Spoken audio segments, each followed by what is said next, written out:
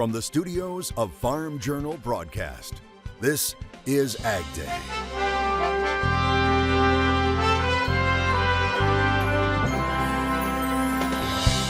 A split decision, a close call. Second and a half or 2 seconds pulled me down and I was buried. How one man survived being trapped in a grain bin. Inflation isn't just driving up the price of things at the grocery store and the gas pump. See what it's doing to farmland values as new crop condition numbers take hold of the markets. I'm Michelle Rook here in South Dakota, where crop conditions continue to slide as drought expands.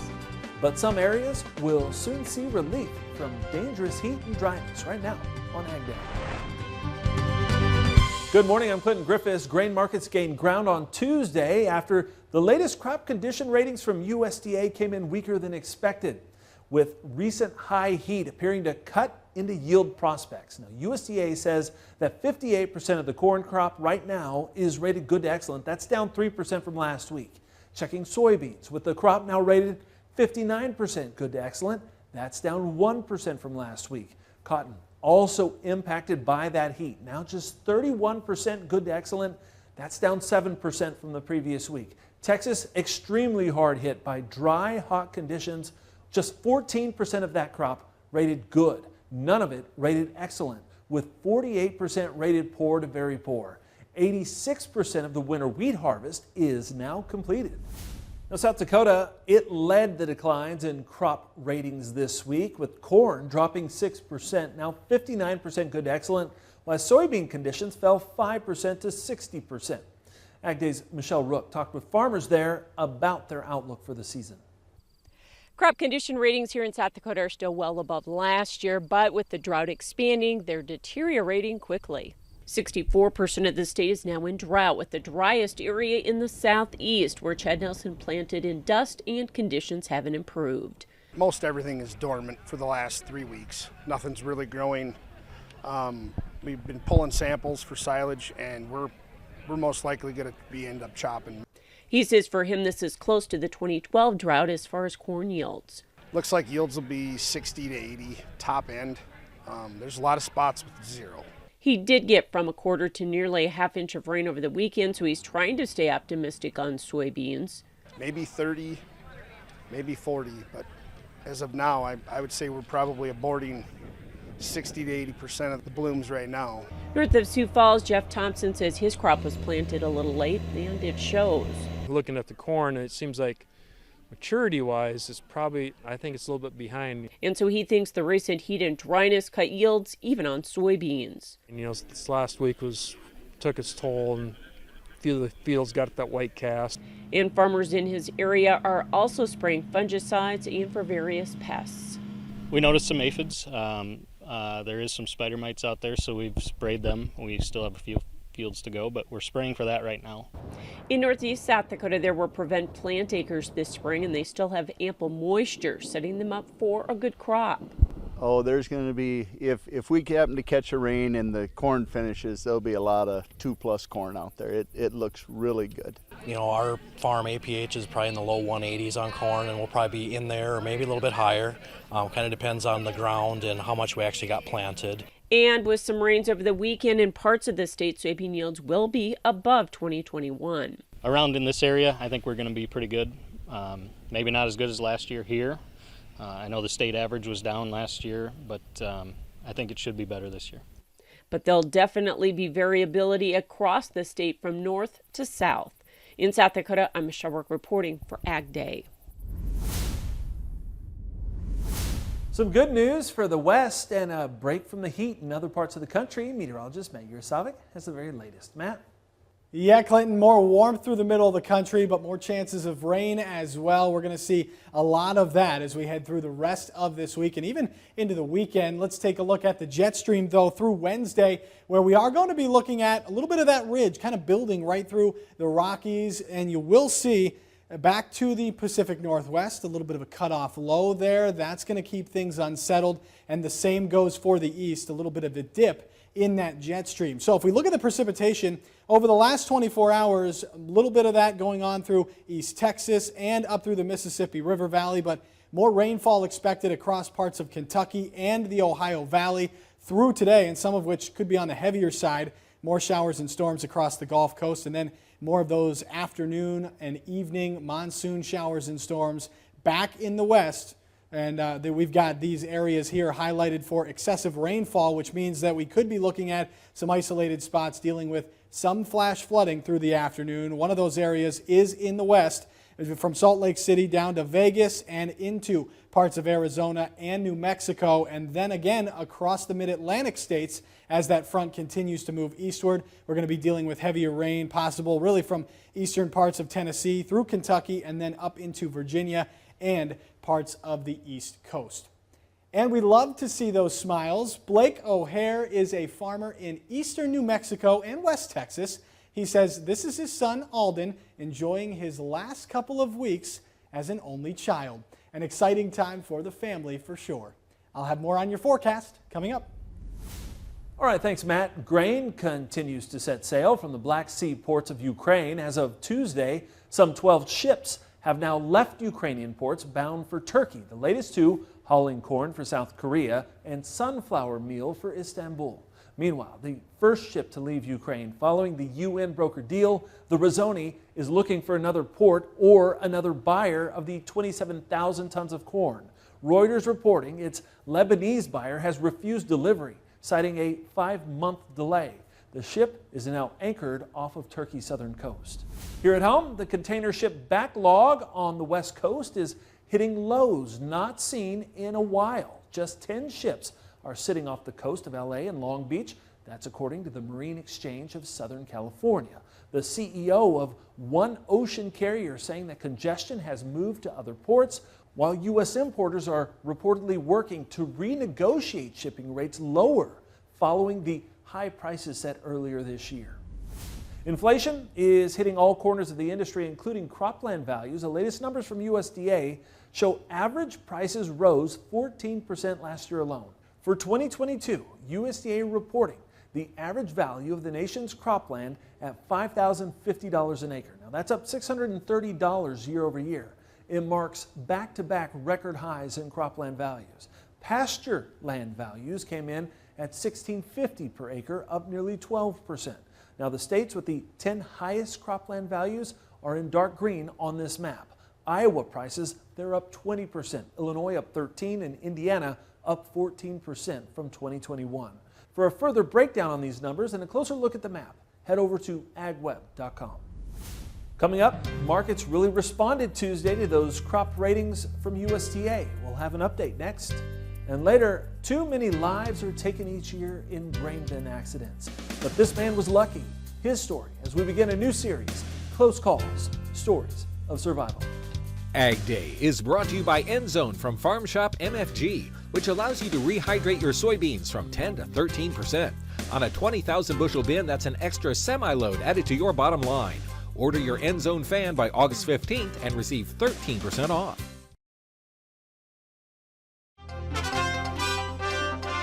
A big day for grains with soybeans surging to their highest levels in over a week due to a dip in condition ratings. Michelle Rook has the very latest. Joining us with market analysis here on AgDay, Jim McCormick with agmarket.net. So we did see some strength in the grain trade on Tuesday, Jim, and a lot of that basically coming from lower than expected crop ratings, right? Definitely. Bean ratings dropped a point. Corn really surprised the market, down 3 points.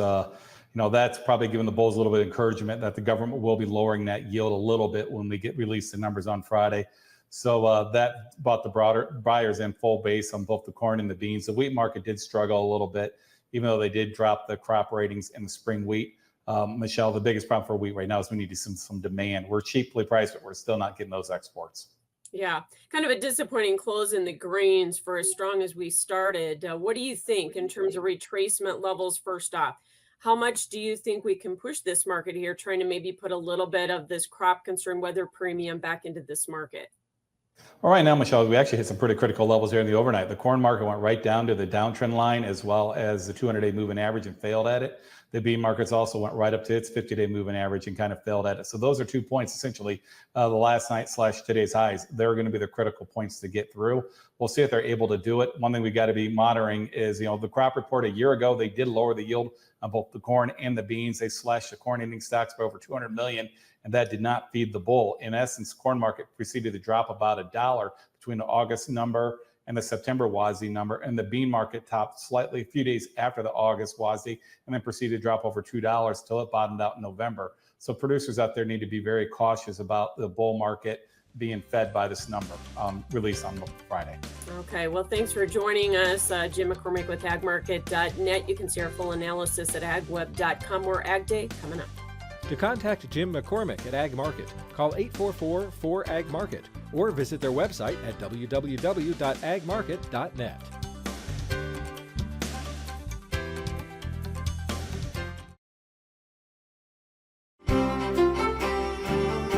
Meteorologist Matt Yurosavik joining us here, taking a look at the drought monitor, starting out west, and this doesn't necessarily look better, but it is better. Yeah, we've still got all those drought conditions in place, but seeing less red, and that's going to be good news, and we've got a chance to even improve more with more of those rains heading through the next couple of days. And even with a lot of rainfall out in the west, you can still see a lot of those drought conditions. A little bit lighter, though, in the yellow and orange categories. Not as much red as we've seen over the last couple of months. But again, continuing to see that throughout Utah, parts of Nevada, and California as well, including that San Joaquin Valley. This is the area here where we're watching for some of those heavier downpours and some thunderstorms heading through this afternoon and the next few days. So let's take a look at that on the excessive rainfall here. This is the chance for some of those heavier storms that could create a little bit of localized flash flooding from Phoenix up towards Las Vegas, northern Nevada in there as well, and also back towards parts of Utah, including Salt Lake City and southern and western parts of Utah, also even down into the mountains here of southern parts of New Mexico. So that's an area there that we're watching. And then if we zoom over to the East Coast, central Tennessee, central Kentucky, and then all the way up to the East Coast, including parts of the Jersey Shore there, the Mid-Atlantic states. This is another area where those fronts continue to move through. Training showers and thunderstorms could create some localized flash flooding in these areas as we head through Wednesday afternoon. And you can see some of this going on back here in the west already. That's going to help to put a dent in some of those drought conditions. But again, still in the red. It's going to take a while for some of this to erode, but we're still seeing those chances of rain, and the same thing goes really from East Texas all the way on up into the Mid-Atlantic states there with more chances of rain. That's all because of this front here.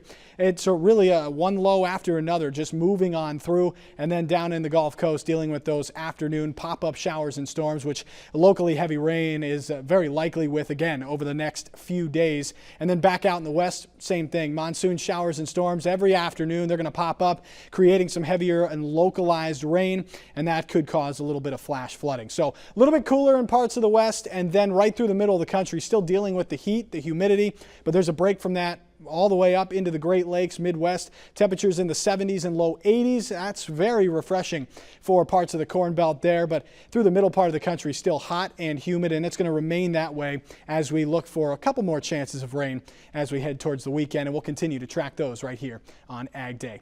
That's a look around the country. Now let's take a look at the weather where you live. Carlisle, Kentucky, heavy rain and thunderstorms, a high near 79 degrees. Heading to Greenville, Texas, a chance for thunderstorms in the afternoon, a high near 95. And Milford, Utah, afternoon showers and storms, a high near 87 degrees.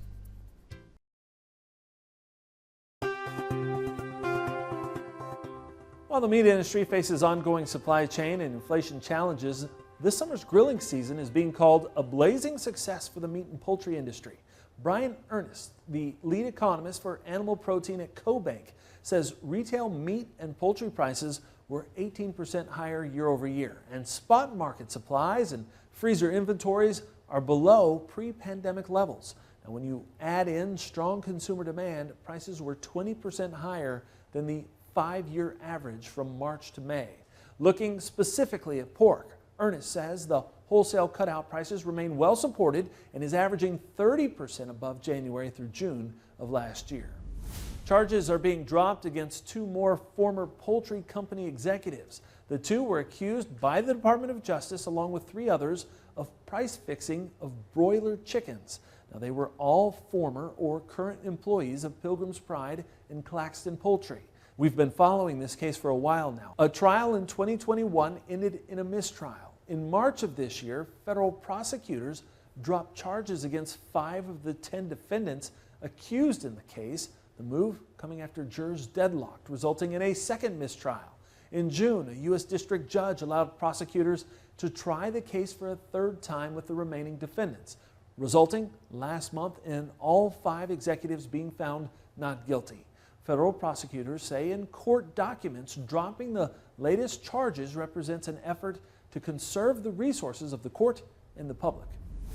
Trapped in a grain bin with corn burying you, what would you do? What one man did, and the rescuers who answered the call for help, as we begin our profiles of close calls, stories of survival. Registration is open for the 2022 Pro Farmer Crop Tour. Join our team as we gain insight on the 2022 growing season in person or online. Visit profarmercroptour.com/register to select the stop nearest you.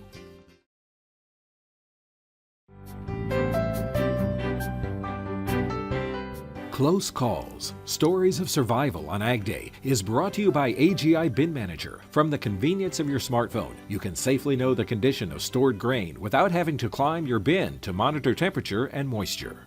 We're beginning a special series of reports entitled Close Calls, Stories of Survival, focusing on grain bin accidents, which happen too often across the country.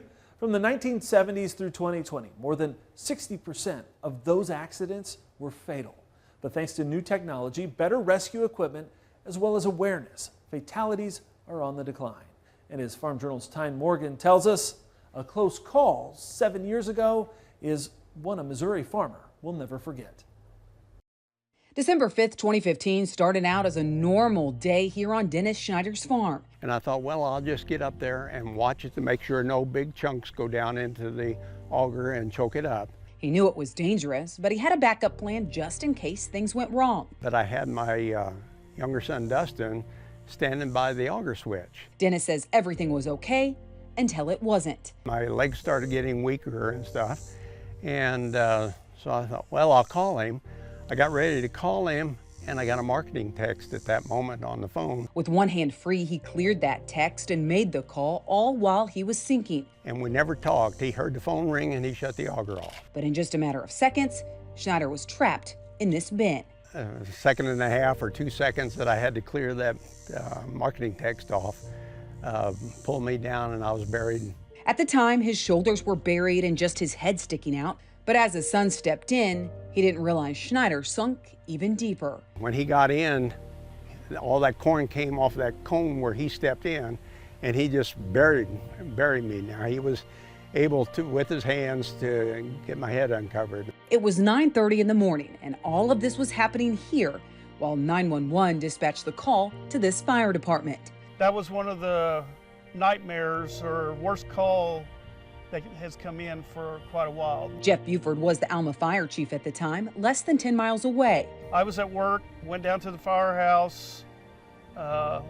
Jeff Bergman was the next one, and we took off. And on the way, discovered 2 other firefighters happened to be only a mile away from Schneider's farm at the time. As we were coming out, one of them was already on top, telling us what we had and what we were going to need to do. The department had gone through some training, but it was an older style, and in 2015, they did not have the proper grain bin rescue equipment. And I prayed before we got this thing started that you're going to have to help me, because we didn't have the training that we needed at the time. But the 2 firefighters that arrived first saw this, something that proved to be crucial while Dennis was trapped. And they put that around Dennis's head to keep anything getting around him, to keep him breathing. There was an opening in the top for them to put oxygen down through that opening, and just put it around me just to keep the corn from coming at me more. They also dropped down oxygen to help him breathe as those breaths were becoming more shallow. On the way down, I did think, boy, this is going to be a tough way to go, because I could start to feel the pressure already on it. I figured out real quick that as I was breathing, I was kind of packing that corn in just with the muscles of breathing. As the seconds turned into minutes and the minutes into hours, Schneider knew he had to stay calm. I always told him that in any situation, panic is an option, not a requirement. You do not have to panic. And so I was trying to see if I could live up to that. All right, thanks, Tyne. Now in part 2 of Tyne's report on Monday, we'll have more on the efforts to save Dennis's life and the new safety equipment that's now saving lives on the farm. And that's all the time we have this morning. Sure glad you tuned in. From all of us here at AgDay, I'm Clinton Griffiths. Have a great day in Farm Country.